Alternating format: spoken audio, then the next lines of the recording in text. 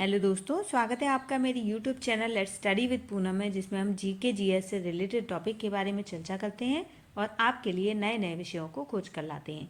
तो आज हम बात करने वाले हैं भोपाल गैस त्रासदी के बारे में और उसके महत्वपूर्ण बिंदुओं को जानने वाले हैं। तो चलिए अपनी चर्चा को शुरू करते हैं। मध्य प्रदेश के भोपाल शहर में 3 दिसंबर सन 1984 को एक भयानक औद्योगिक दुर्घटना हुई। इसे भोपाल गैस कांड या भोपाल गैस त्रासदी के नाम से जाना जाता है। भोपाल स्थित यूनियन कार्बाइड नामक कंपनी के कारखाने से एक जहरीली गैस का रिसाव हुआ, जिससे लगभग 8,000 से अधिक लोगों की जान गई। बहुत सारे लोग अनेक तरह की शारीरिक अपंगता से लेकर अंधेपन के शिकार हुए। भोपाल गैस त्रासदी में मिथाइल आइसोसाइनाइड जिसे MIC नामक जहरीली गैस का रिसाव हुआ था, जिसका उपयोग कीटनाशक बनाने के लिए किया जाता था। मरने वालों के अनुमान पर विभिन्न स्रोतों की अपनी अपनी राय होने से इसमें भिन्नता मिलती है। फिर भी पहले आधिकारिक तौर पर मरने वालों की संख्या 2,259 थी। मध्य प्रदेश की तत्कालीन सरकार ने 3,787 लोगों की गैस से मरने वालों की पुष्टि की। अन्य अनुमान बताते हैं कि 8,000 लोगों की मौत तो 2 सप्ताह के अंदर हो गई थी और लगभग अन्य 8,000 लोग तो रिसी हुई गैस से फैली संबंधित बीमारी से मारे गए थे। 2006 में सरकार द्वारा दाखिल एक शपथ पत्र में माना गया था कि रिसाव से करीब 5,58,125 सीधे तौर पर प्रभावित हुए और आंशिक तौर पर प्रभावित होने वालों की संख्या लगभग 38,478 थी। 3,900 तो बुरी तरह प्रभावित हुए और पूरी तरह अपंगता के शिकार हुए। भोपाल गैस त्रासदी को लगातार मानवीय समुदाय और उसके पुनर्वास को सबसे ज़्यादा प्रभावित करने वाली औद्योगिक दुर्घटनाओं में गिना जाता रहा है। इसलिए 1993 में भोपाल की इस गैस त्रासदी पर बनाए गए भोपाल अंतर्राष्ट्रीय चिकित्सा आयोग को इस त्रासदी के पर्यावरण एवं मानव समुदाय पर होने वाले दीर्घकालिक प्रभावों को जानने का काम सौंपा गया। सन 1969 में UCIL कारखाने का निर्माण हुआ, जहां पर मिथाइल आइसोसाइनाइड यानी MIC नामक पदार्थ से कीटनाशक बनाने की प्रक्रिया आरंभ हुई। सन 1971 में मिथाइल आइसोसाइनाइड के उत्पादन के लिए नया कारखाना खोला गया। नवंबर 1984 तक कारखाने के कई सुरक्षा उपकरण न तो ठीक हालत में थे, न ही सुरक्षा के अन्य मानकों का पालन किया जा रहा था। स्थानीय समाचार पत्रों के पत्रकारों की रिपोर्ट के अनुसार कारखाने में सुरक्षा के लिए रखे गए सारे मैनुअल अंग्रेजी ही थे, जबकि कारखाने में कार्य करने वाले ज़्यादातर कर्मचारी उन लोगों को अंग्रेजी का बिल्कुल भी ज्ञान नहीं था। साथ ही पाइप की सफाई करने वाले हवा के वेंट से काम करना बंद कर दिया करते थे। समस्या यह थी कि टैंक संख्या 690 में नियमित रूप से ज़्यादा MIC गैस भरी थी और तापमान, जो कि गैस का निर्धारित तापमान 4.5 डिग्री की जगह 20 डिग्री था। MIC को कूलिंग स्तर पर रखने के लिए बनाया गया फ्रीजिंग पॉइंट भी पावर का बिल कम करने के लिए बंद कर दिया गया था।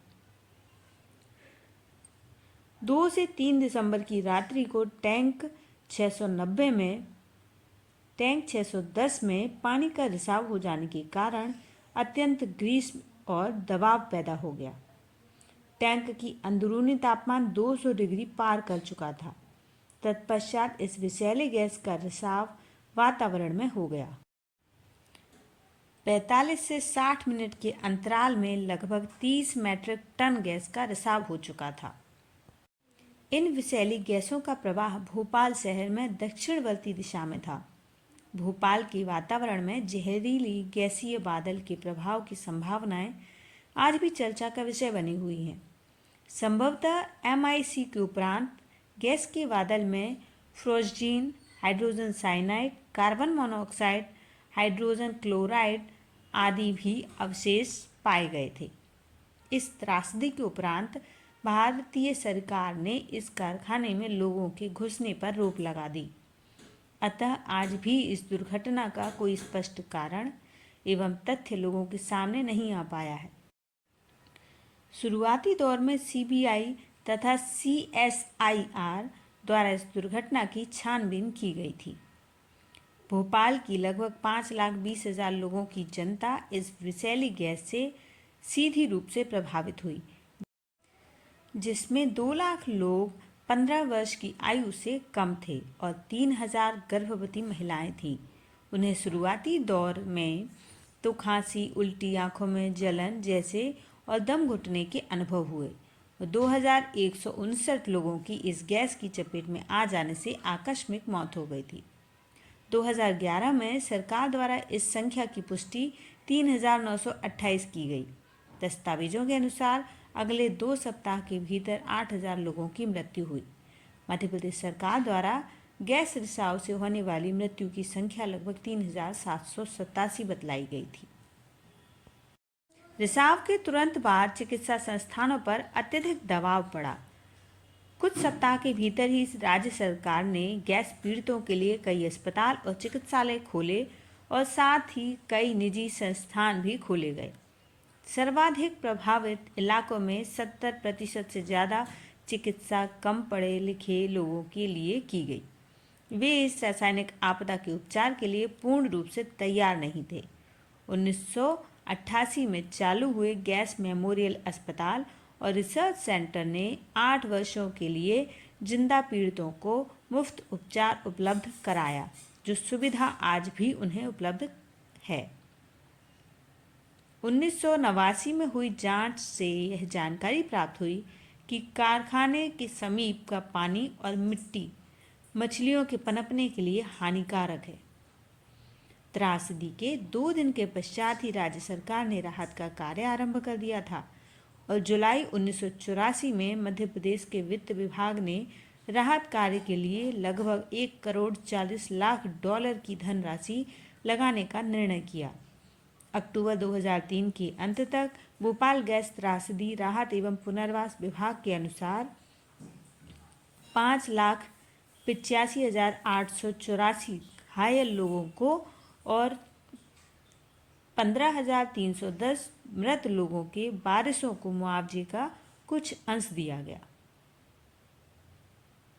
तो इस वीडियो में हमने भोपाल गैस त्रासदी के कुछ महत्वपूर्ण बिंदुओं को जाना है। तो यदि आपको हमारा वीडियो पसंद आए तो चैनल को लाइक, शेयर, सब्सक्राइब जरूर करें। धन्यवाद।